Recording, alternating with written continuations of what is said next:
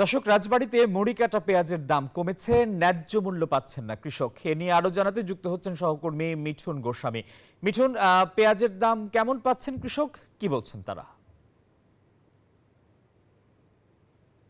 ধন্যবাদ আসিফ টিপু। আমি এই মুহূর্তে রয়েছি রাজবাড়ী জেলার পাংশা উপজেলাতে। রাজবাড়ীর যে 5টি উপজেলা, 5টি উপজেলার চরাঞ্চলে কিন্তু মুড়িকাটা পেঁয়াজের আবাদ হয়ে থাকে, যে পেঁয়াজটি কিন্তু এই রাজবাড়ী জেলার চাহিদা মিটিয়ে যেটি ঢাকা সহ বিভিন্ন স্থানে গিয়ে থাকে।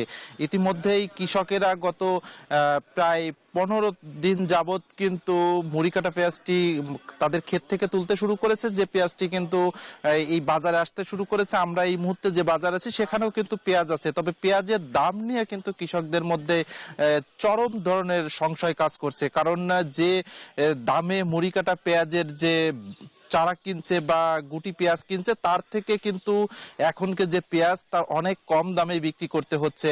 বসুন্ধরা টিস্যুতে ছাড়ের ছড়াছড়ি। বসুন্ধরা টিস্যু নিয়ে এলো নিশ্চিত ছাড়।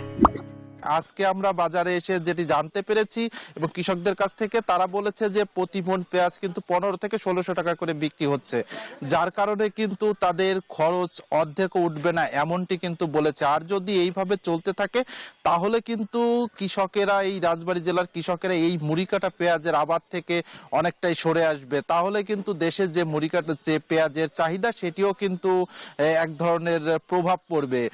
যার কারণে কিন্তু কৃষকদের একটি দাবি যে বাইরে থেকে পেঁয়াজ আমদানি বন্ধ করে কৃষকদের কিছুটা হলেও খরচ পুষিয়ে নিতে সহযোগিতা করবে কর্তৃপক্ষ। এতটুকুই ছিল রাজবাড়ী থেকে আমার কাছে সর্বশেষ তথ্য। ফিরে যাচ্ছি স্টুডিওতে। মিঠুন, আপনাকে ধন্যবাদ।